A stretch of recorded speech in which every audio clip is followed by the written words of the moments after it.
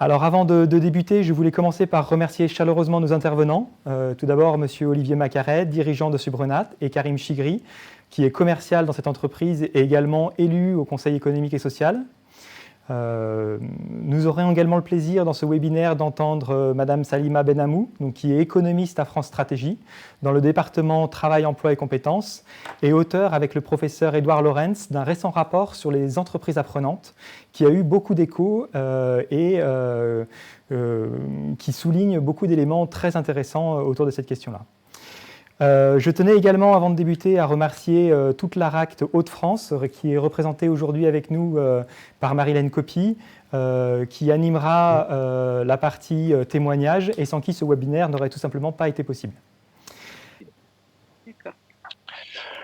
Voilà, donc notre métier, c'est de concevoir des solutions textiles. Pour ce faire, on a un réseau d'à peu près 200 partenaires dans le monde, d'accord, parce que nous ne sommes pas toujours fabricants.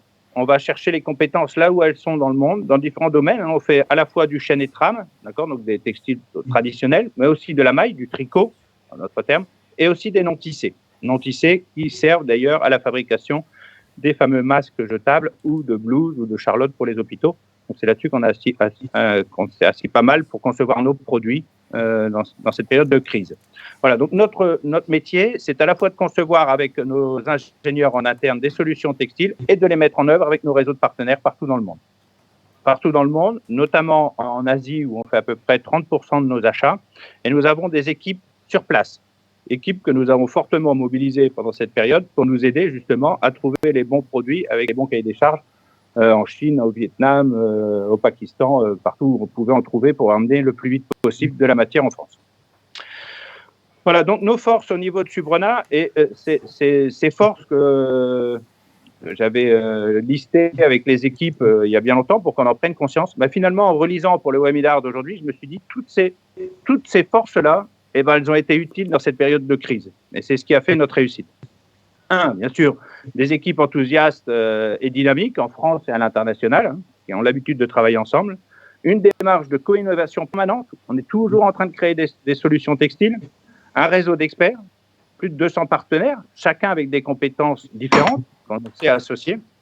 Une maîtrise complète de la chaîne textile, avec d'ailleurs nos propres métiers en France. Hein. Notre atelier de tissage en France a été fermé le 15 mars et réouvert début avril parce qu'on avait réussi à développer un support pour faire des blouses pour les hôpitaux. La logistique, bien sûr, qui nous a amplement servi pendant cette période. Les seuls qui travaillaient sur site, hein, nos manutentionnaires. Un contrôle qualité d'exception avec un laboratoire interne. Pareil, c'est grâce à notre laboratoire que nous avons réussi à qualifier les produits pour les mettre rapidement sur le marché.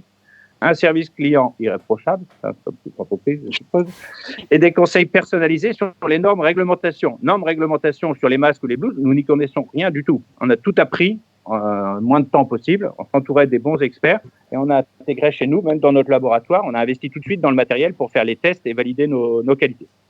Voilà, et puis un engagement social et environnemental qui, je pense, nous profiter avant, mais surtout nous profitera aussi après la crise. Voilà donc pour l'entreprise Subrenat. Donc Subrenat, c'est à peu près 35 millions d'euros de chiffre d'affaires, dont 50% à l'international. Nous sommes présents dans 43 pays. Voilà, vous étiez dans le flou, on vous voyait plus. Ah, c'est revenu. Vous êtes revenu, oui.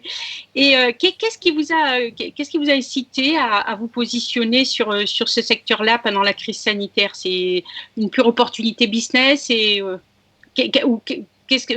pourquoi vous y êtes allé? Pourquoi nous sommes allés en fait, nous sommes partis d'un réseau, on est dans le syndicat textile.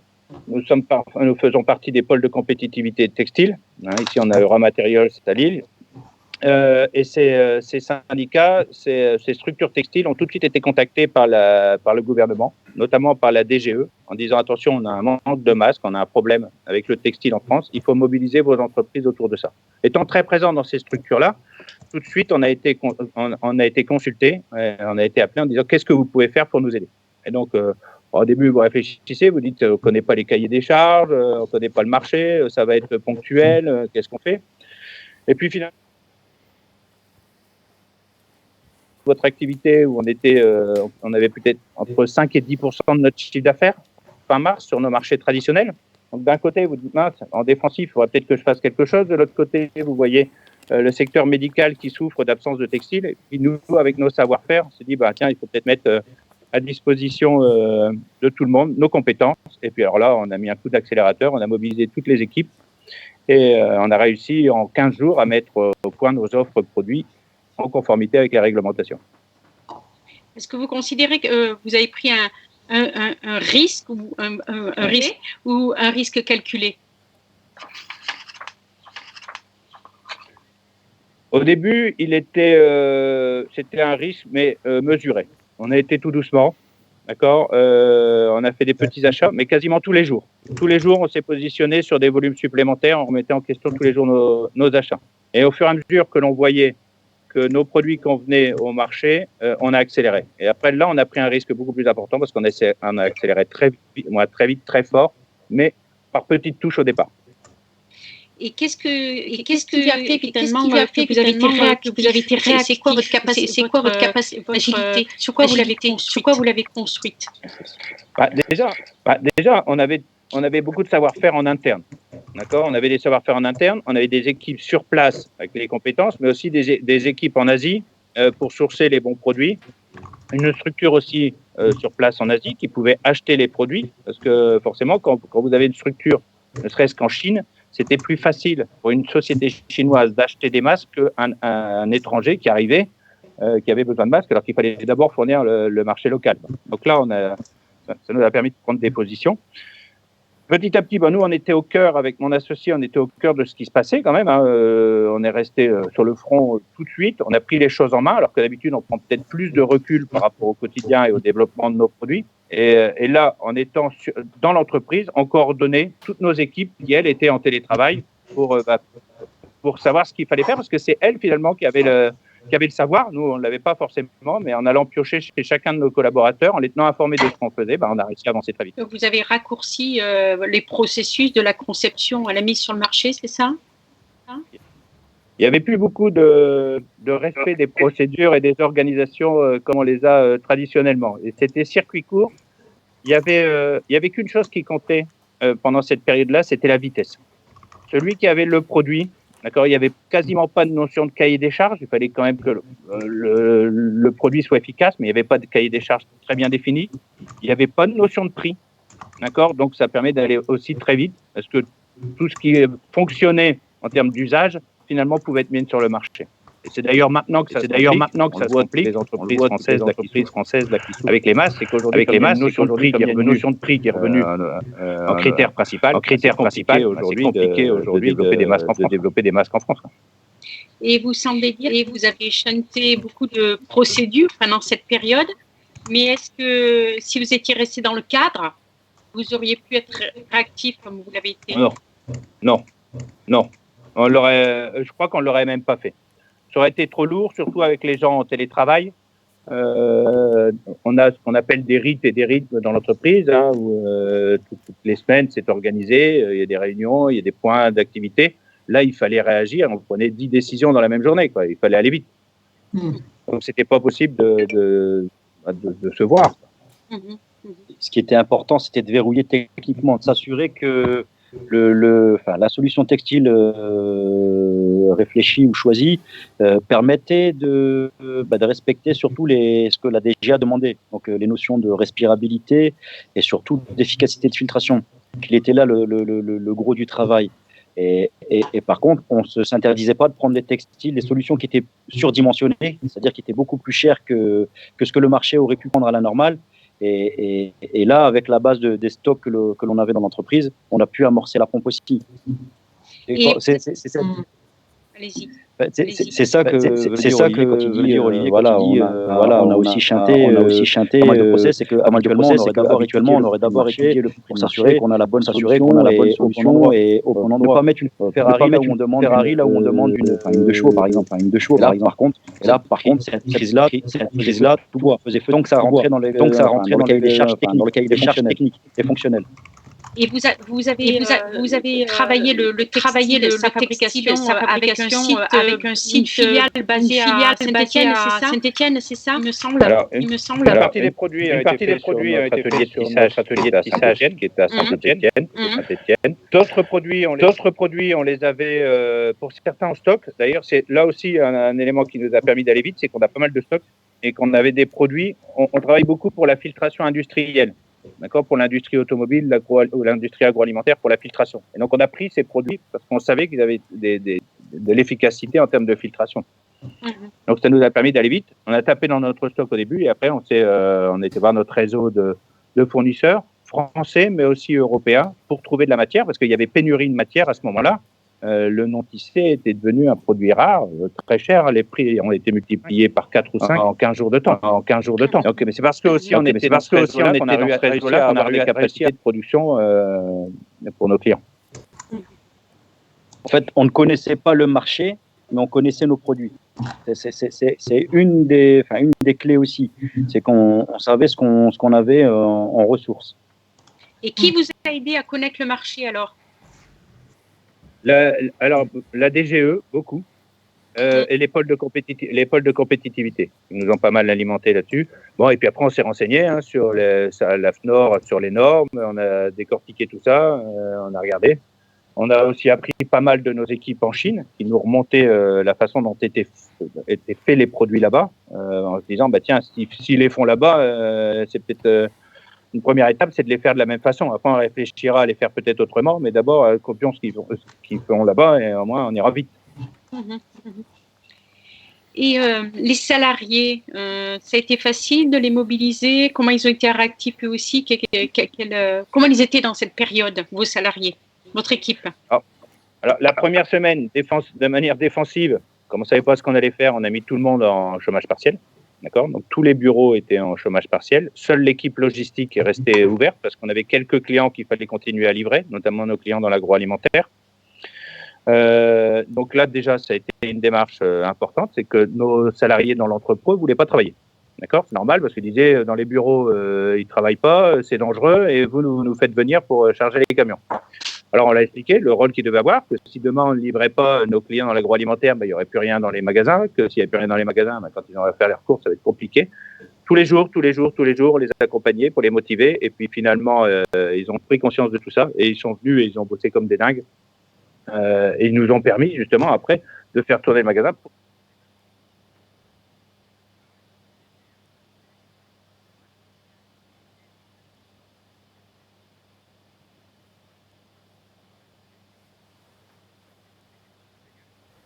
L'offre, puis des commerciaux, pour que l'offre est à peu près au point, puis de la supply chain pour qu'on puisse quand même faire tourner l'entreprise, mais tous ces gens-là en télétravail. Donc là, il a fallu aussi maintenir les gens informés de ce qui se passait, parce que ils étaient quand même loin, c'était passé 15 jours, 3 semaines, donc régulièrement, on envoyait une petite note de synthèse sur ce qui se passait dans l'entreprise, comment était l'activité traditionnelle, les nouvelles activités autour des masques. Ça permettait de rester en contact aussi.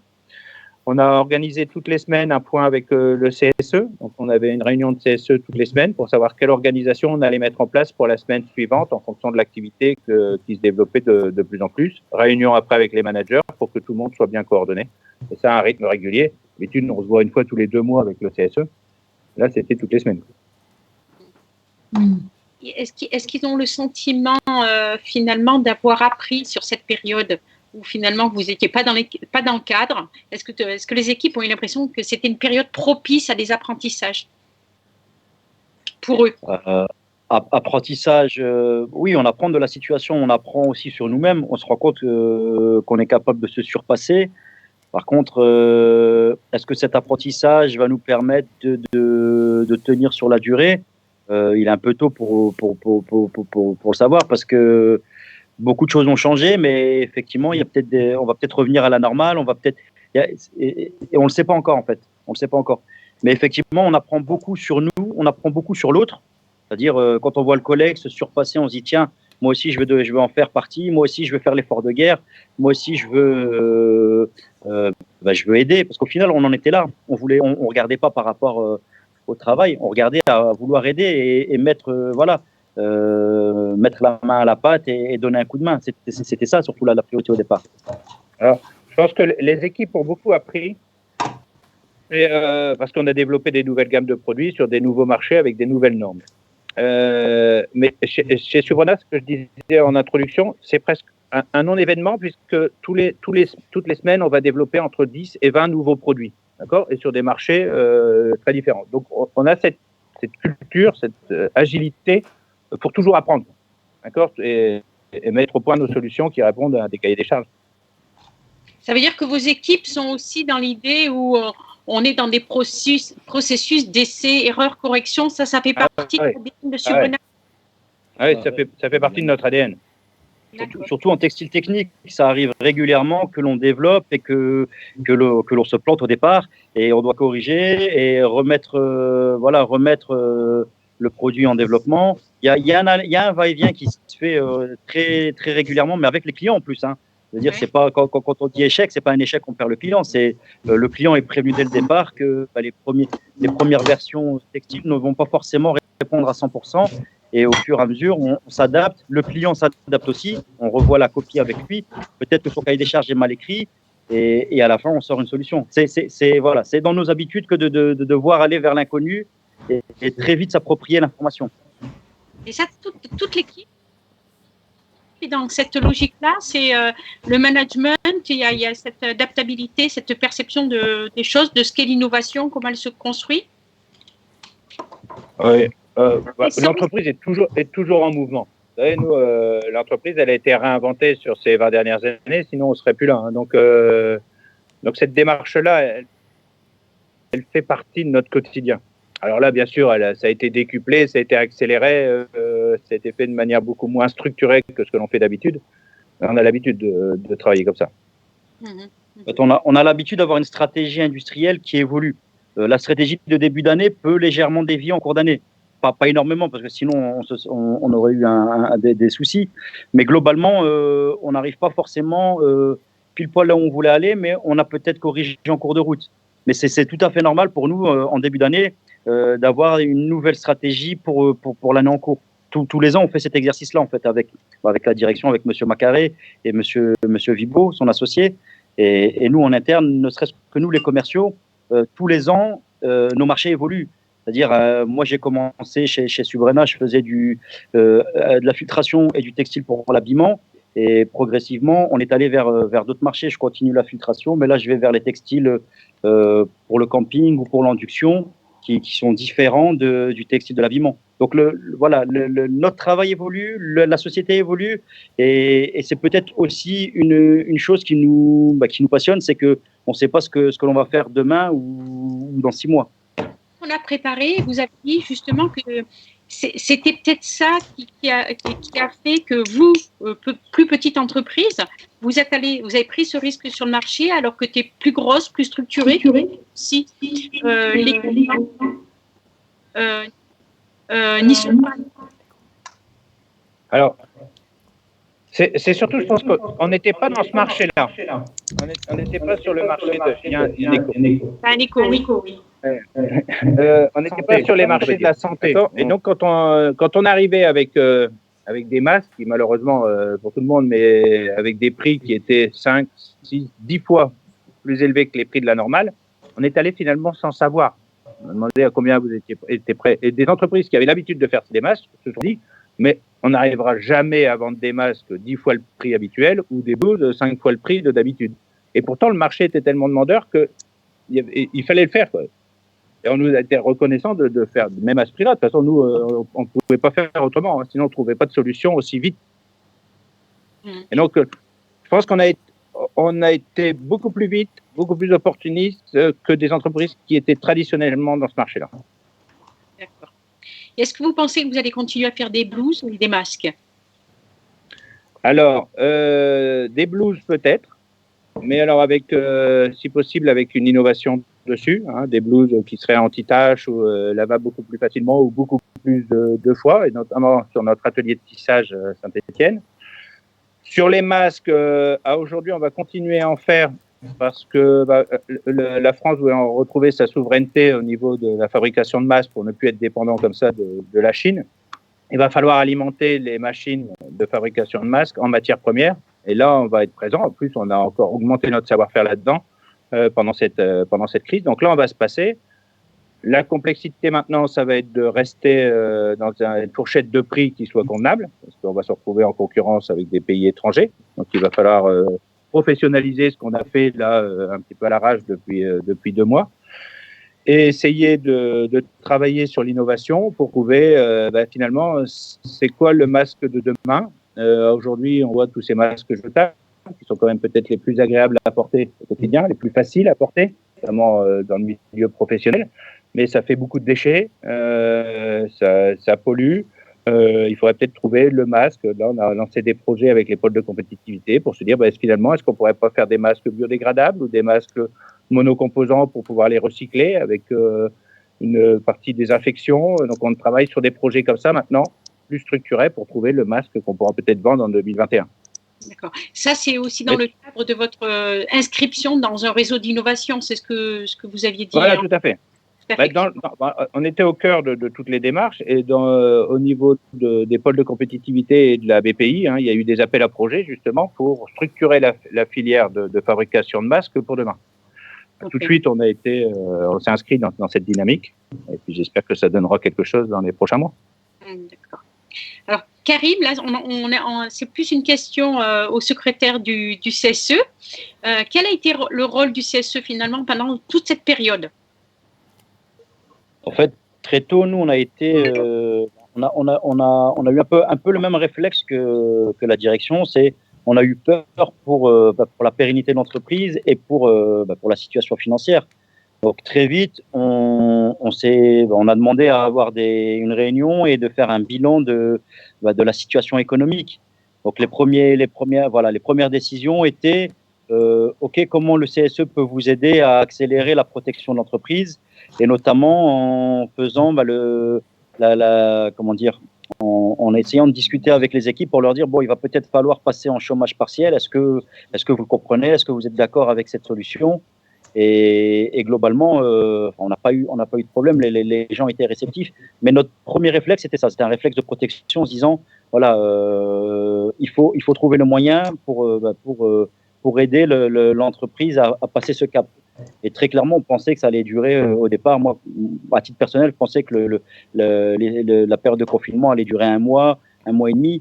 Et quand on voit que ça a pris quasiment 3 mois et demi, on se rend compte que heureusement qu'on a pu discuter avec la direction et prendre des décisions, même si elles ont vite évolué. Mais on se dit, on a peut-être bien fait de partir dans ce sens-là au départ. Alors là, vous avez la santé, vous avez parlé de la santé économique de l'entreprise, mais la santé des salariés. Comment puisque le CSE a cette vocation de lier économique et santé aussi. Là, on a été assez strict. Par contre, on souhaitait à ce que soit les process en interne soient mis en place très vite, soit que les salariés puissent être mis en télétravail. Et avec la direction, on a pu discuter pour donner les bons outils aux salariés pour qu'ils puissent aller très vite en télétravail. Mais il n'était pas question de transiger sur la santé physique des salariés. Et ça a pris 2 secondes à discuter avec la direction. Il n'y a pas eu de négociation. C'est pas quelque chose qui s'est fait dans la douleur. Au contraire, c'était du bon sens pour tout le monde, ça. Mmh.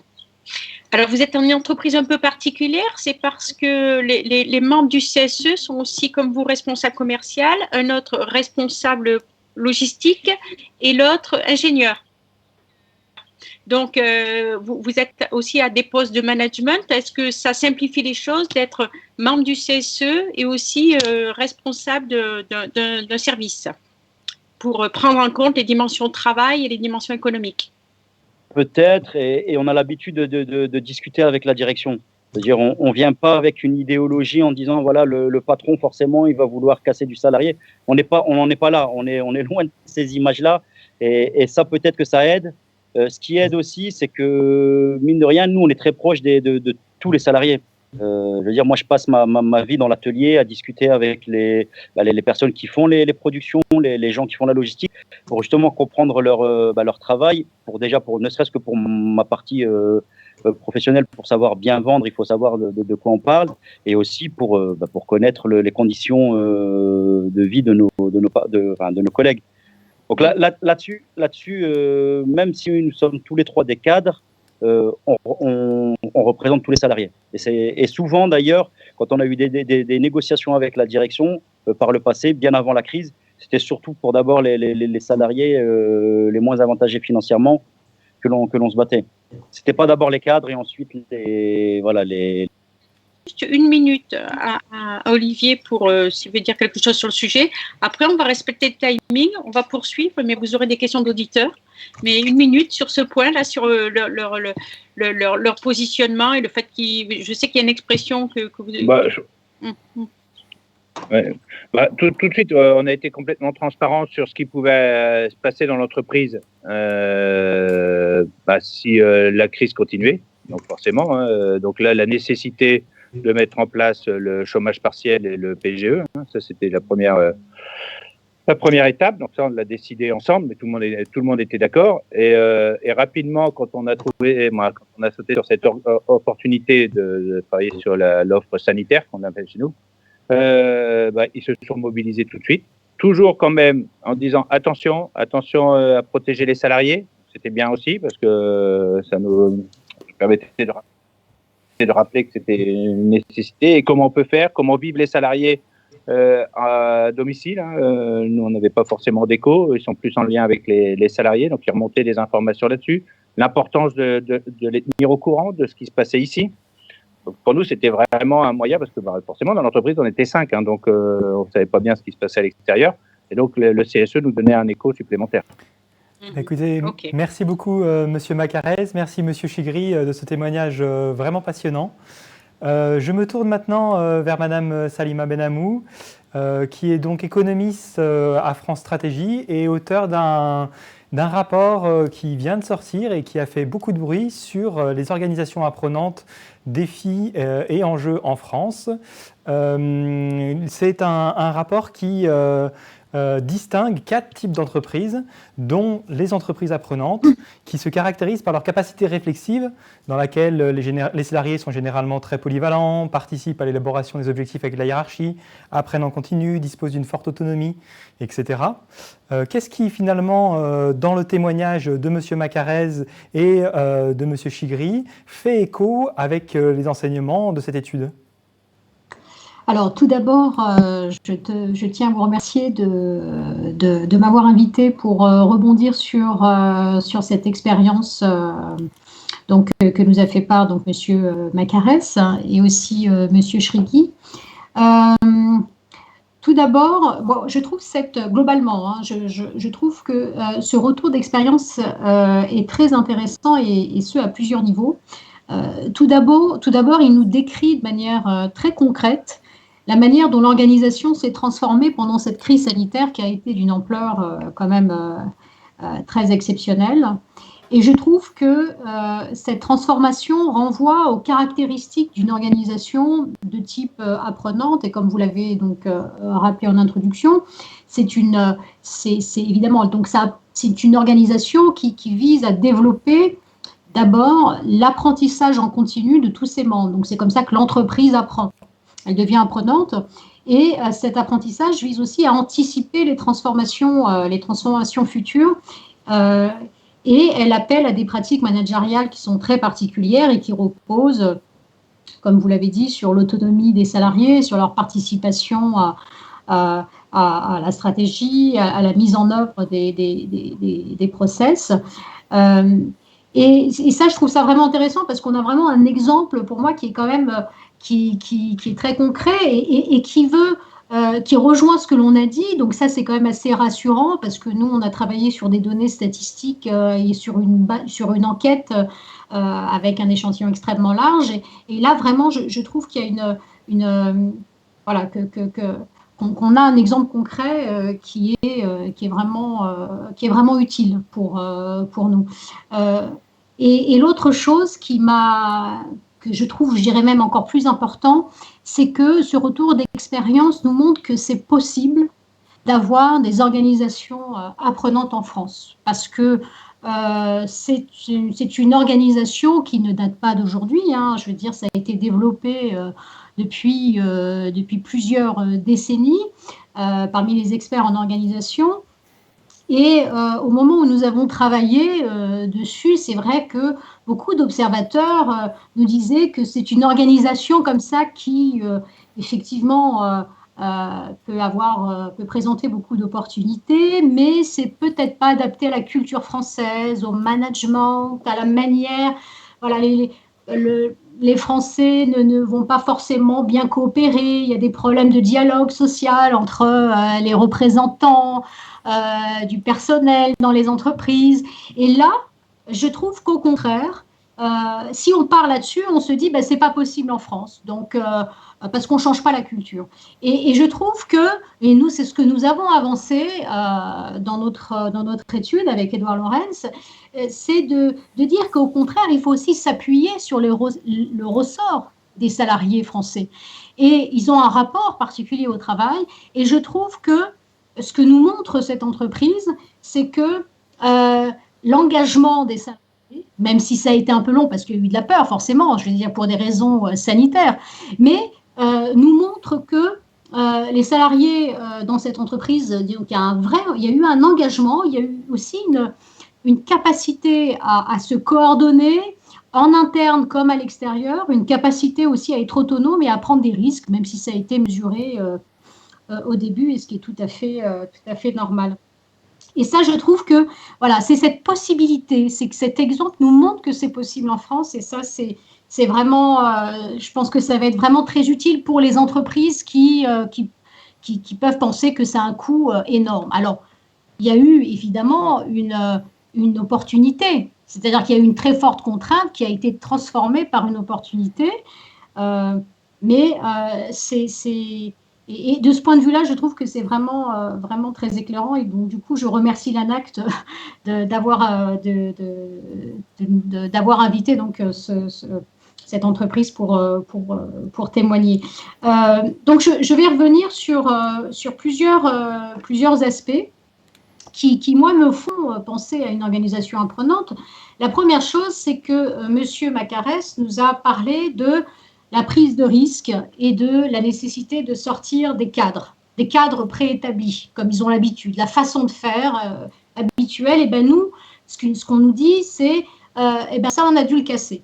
Et il nous a dit aussi la difficulté de formaliser les process dans un environnement qui est très instable. Hein, et donc ça, c'est quand même très difficile dans le quotidien. Ils n'ont pas eu l'habitude, il faut réagir vite, il faut prendre des décisions dans un environnement très instable. Il ne faut pas oublier que la réglementation changeait quasi quotidiennement en France là-dessus. Donc les entreprises ont dû intégrer, cette entreprise a dû intégrer cette dimension.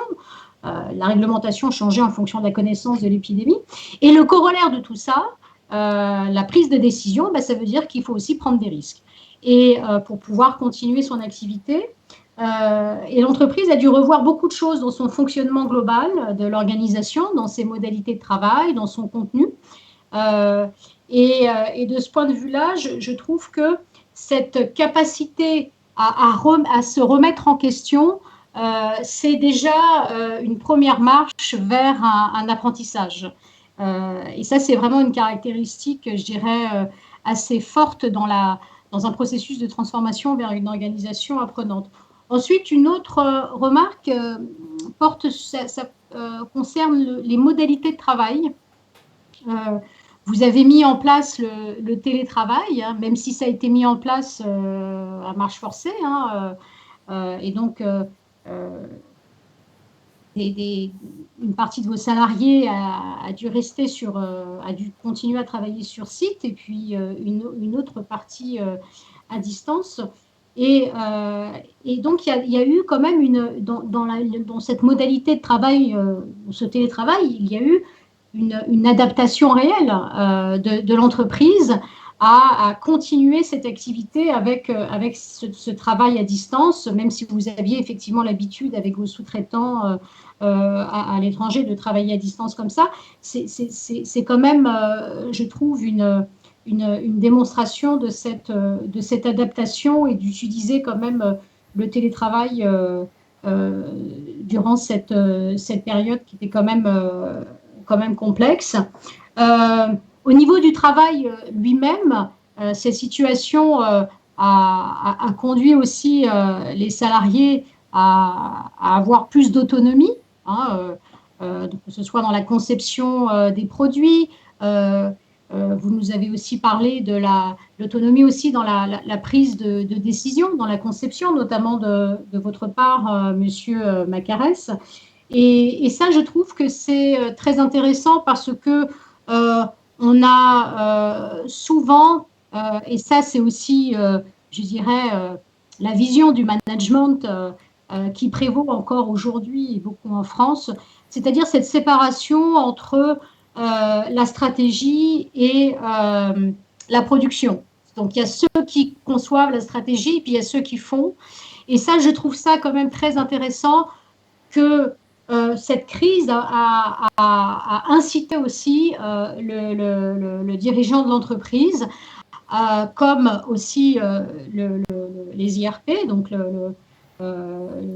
les syndicats, à rentrer dans le fonctionnement de comment se fait, comment se construit, quels sont les processus de production.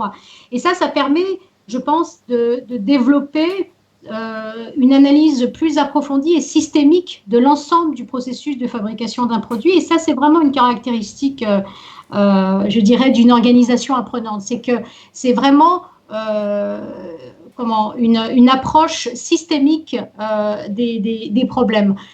Et c'est une approche systémique qui a été rendue nécessaire parce que l'environnement a été très complexe. Donc, il fallait aussi comprendre comment connecter cet environnement-là avec ces nouvelles demandes, avec l'organisation et les savoir-faire en interne. Et ça, je pense que ce rapprochement entre la prise de décision au niveau de la conception, l'implication du dirigeant et la production, je trouve que c'est un retour d'expérience qui rappelle vraiment le fonctionnement d'une organisation qui apprend en continu. Et donc, de ce point de vue-là, je trouve qu'il y a eu ou qu'il y aura, après ce sera évidemment Monsieur Macarès qui pourra nous le dire, mais je pense qu'il y a eu une dynamique d'apprentissage interne qui est liée à une meilleure optimisation des savoirs et des connaissances de l'entreprise. Du fait justement de ce rapprochement entre la stratégie et la conception. Par exemple, la réduction du cycle de conception d'un produit pour prendre les devants sur un marché, ça c'est vraiment une manière aussi de pouvoir capitaliser sur ce qu'ils ont appris durant cette crise. Ensuite, j'ai une autre remarque, mais qui porte plus sur l'après. C'est quelle position stratégique cette entreprise va avoir. Donc, elle nous a effectivement parlé de nouveaux projets, notamment sur des nouveaux types de masques plus innovants, de s'appuyer aussi sur un réseau d'apprentissage encore plus vaste en se rapprochant d'un écosystème innovant avec, il me semble, le Centre européen des textiles innovants pour produire des masques. Et donc, je pense que en tout cas, j'espère que cette expérience va pouvoir les amener vers un positionnement stratégique qui soit durable dans le temps pour cette entreprise-là. Enfin, pour conclure, je vais parler je dirais plutôt des conditions de travail, hein, puisqu'il y a eu des salariés qui ont été qui ont dû travailler, même s'il y a eu cet engagement, mais bon, il y a quand même eu des risques sanitaires, et ça, il ne faut vraiment pas l'oublier. C'est comment, justement, est-ce que cette entreprise va aussi capitaliser sur les conditions de travail, parce que cette modalité de télétravail peut perdurer peut-être pour un certain type de salariés. Et je pense que le rôle des IRP, en tout cas des syndicats, et le rôle du dirigeant, c'est vraiment quelque chose d'important de pouvoir avoir un retour d'expérience sur leurs conditions de travail pour pouvoir réfléchir sur l'organisation générale et tirer parti de cette modalité qui peut être une opportunité pour cette entreprise-là. Mais ce que je retiens vraiment, c'est, je dirais, cette entreprise a montré quand même sa capacité à s'adapter et à s'appuyer sur à la fois l'engagement des salariés, mais aussi sur les syndicats dans l'entreprise. Et ça, c'est plutôt une bonne nouvelle, cette possibilité de voir que ça existe en France. Merci beaucoup Salima Benhamou pour cette analyse très pertinente et très fine. Je vous propose maintenant donc de passer à notre dernier temps de ce webinaire en posant quelques questions qui sont apparues dans le chat par les auditeurs. Alors peut-être une première question pour nos intervenants de Subrenat. Une première question de Joël sur l'existence ou non de primes pour les équipes pour reconnaître finalement cet engagement un peu particulier des salariés pendant cette période de crise.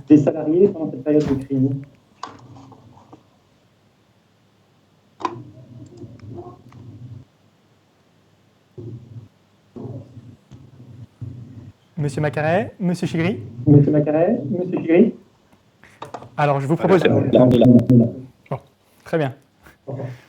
Du coup, la question portait sur savoir est-ce qu'il y a eu une évolution de vos pratiques de rémunération dans cette période, des primes pour les salariés, pour reconnaître cet engagement un peu particulier sur cette période?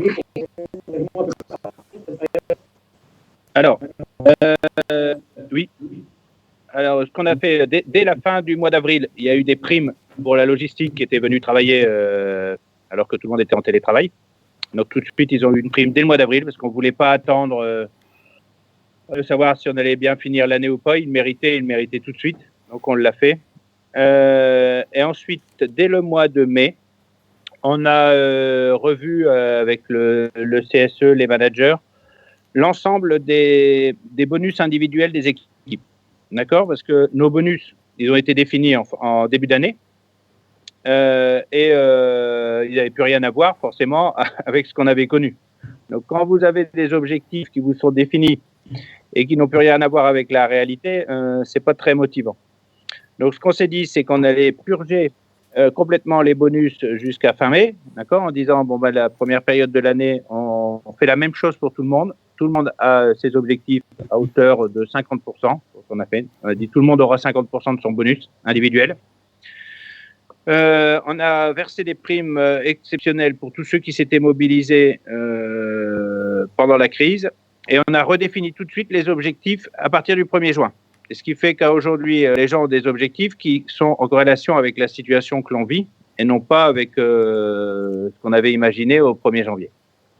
Alors, en parallèle, du coup, là où on avait mis en place le chômage partiel, dès le mois d'avril, étant donné qu'on voyait qu'on pouvait développer cette activité autour des masques, on a versé le complément par rapport au chômage partiel. D'accord? Donc, l'entreprise a pris en charge le complément de salaire. Et donc, tout ça, ça s'est bien passé. On est reparti dans une nouvelle dynamique, mais en tenant compte de la situation actuelle. D'accord? Et je pense que là, on a fait preuve de... On a été vite, quoi, parce qu'on ne voulait pas rester sur des anciens objectifs. Ce qui a été assez appréciable du point de vue des salariés, c'est déjà le fait d'être dans une entreprise pas comme les autres, c'est-à-dire où on payait le complément. On subissait pas forcément le chômage partiel en disant on va en plus perdre du pouvoir d'achat. Donc là, de ce côté-là, ça a été très bien vu et très apprécié des salariés parce qu'on se disait bon voilà, on est dans une entreprise qui essaie de jouer le jeu, le côté social. C'est pas juste la théorie, c'est aussi pendant les moments de crise. Et le deuxième effet qui se coule, si je peux me permettre, c'est le fait que la direction est acceptée d'adapter la rémunération, donc tout ce qui était variable, toutes les parties variables des rémunérations à la difficulté du moment. Donc plutôt que d'avoir zéro, parce que pas de chiffrage, pas de vente dans les marchés traditionnels, les gens ont pu obtenir, enfin les salariés ont pu obtenir 50% de leur variable et surtout pour les personnes qui ont un variable mensuel. Ces gens-là, leur salaire mensuel n'a pas été complètement dégradé. Donc ça a été très bien accueilli par les salariés. Et effectivement, au moment où on s'est rendu compte que notre activité pouvait, qu'on réussissait à transformer la non-activité en activité opportuniste sur l'industrie du masque, il y a eu une notion de partage. On a pu discuter avec la direction parce que on est dans une société où on a accès à tous les chiffres. Donc on voit librement ce qui se passe. Et quand on a dit, voilà, nous aussi on aimerait participer et en retour on aimerait être récompensé, ça n'a pas pris des heures. Hein. C'était une discussion en 10 minutes.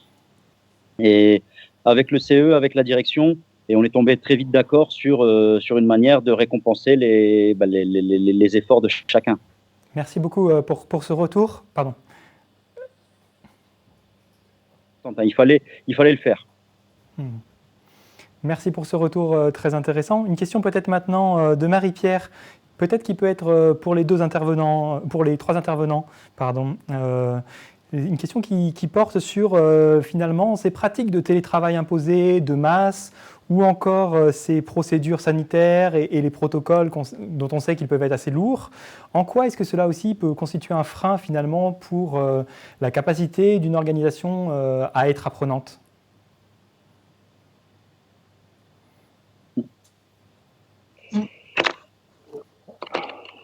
Alors c'est vrai que le télétravail, c'est pas une chose facile.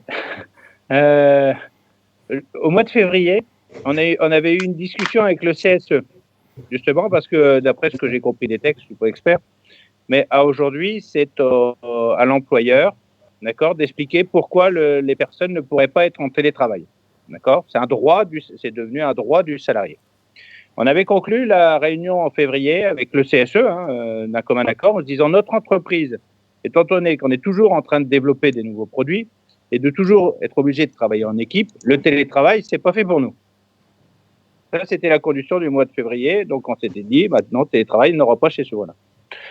Le 15 mars, un mois plus tard, tout le monde en télétravail. Et donc, on a dû s'y mettre. Et finalement, on se rend compte que, alors, c'est pas aussi efficace que quand tout le monde est présent, quand même, d'accord. Mais bon, avec des bons outils, avec des bons process, c'est là où il faut remettre aussi des process, il faut remettre des règles. Et on peut arriver quand même à faire de belles choses en télétravail. Madame Benhamou, est-ce que vous voulez également répondre à cette question ? Oui, bien sûr, c'est une excellente question. Le télétravail, je dirais que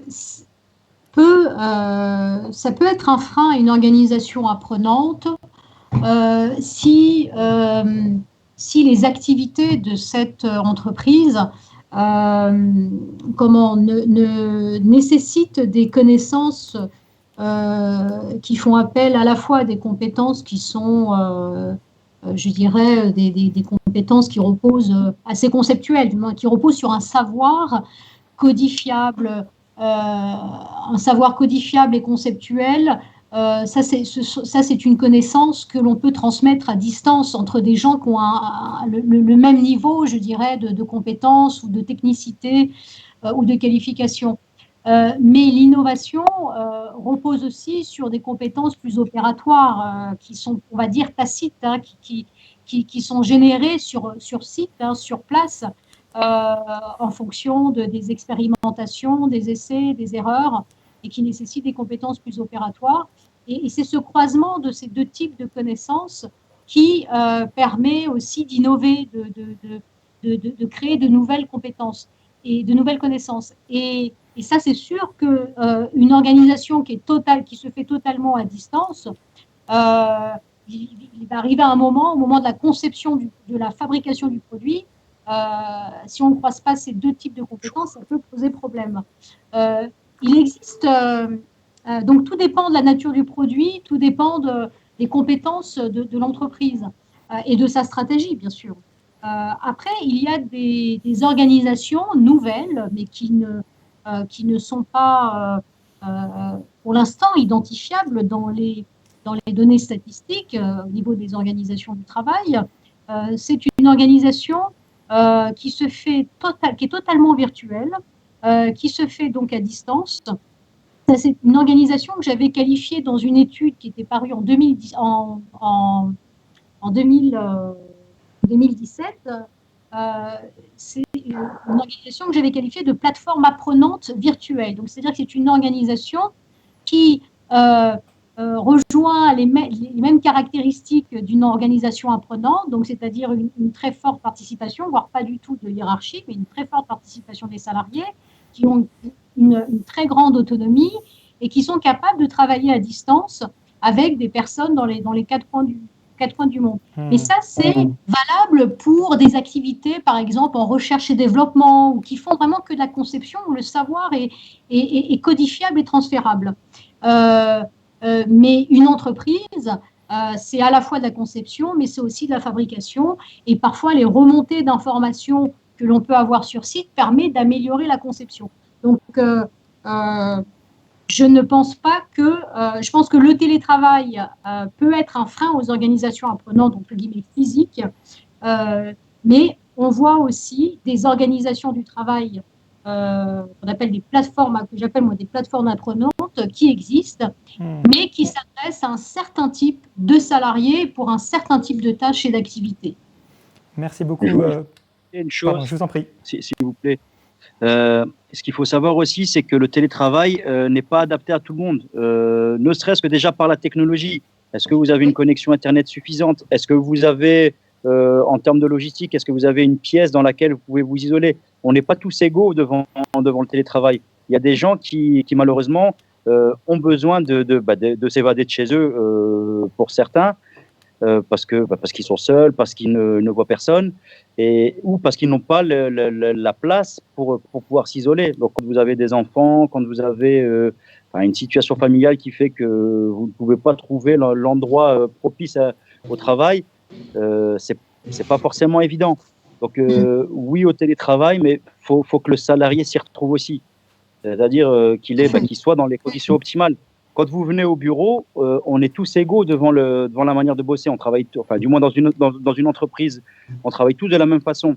Quand vous êtes à domicile, vous avez des gens qui sont plus favorisés que d'autres, ou à l'inverse, surtout certains qui sont plus défavorisés que d'autres. Et c'est là où il faut vraiment faire attention, où il faut être vigilant pour pas qu'une personne se retrouve et isolée physiquement et isolée en plus professionnellement. Oui. Moi, je rajouterais peut-être une chose, hein, si je peux. Alors très vite, parce que le webinaire va se finir. Très vite, je ne disais pas que le télétravail allait devenir la nouvelle norme ou la nouvelle organisation. Quand je parlais de la plateforme apprenante virtuelle, c'est quand même réservé à ce qu'on appelle un peu une techno-élite, des gens qui sont capables de travailler avec des outils extrêmement innovants et de plus en plus performants. Et donc, ça veut dire aussi qu'il y a des enjeux sociétaux, à la fois au niveau de l'individu, mais aussi au niveau je dirais, de la société en général, parce que c'est pas une plateforme apprenante totalement virtuelle. Si le travail s'organise de cette manière-là, c'est pas inclusif comme modèle, alors que l'organisation apprenante classique, justement, n'établit pas de frontières entre les métiers et les compétences. Tout le monde a un rôle à jouer dans le processus de la création de valeur, que ce soit la conception ou la fabrication. Donc, il y a évidemment, si le télétravail venait à se développer, ça veut dire qu'il faut que ce soit cadré, il faut former les salariés pour ça, il faut donc bien les informer, et il faut que ça se fasse en concertation en amont, avant sa mise en place.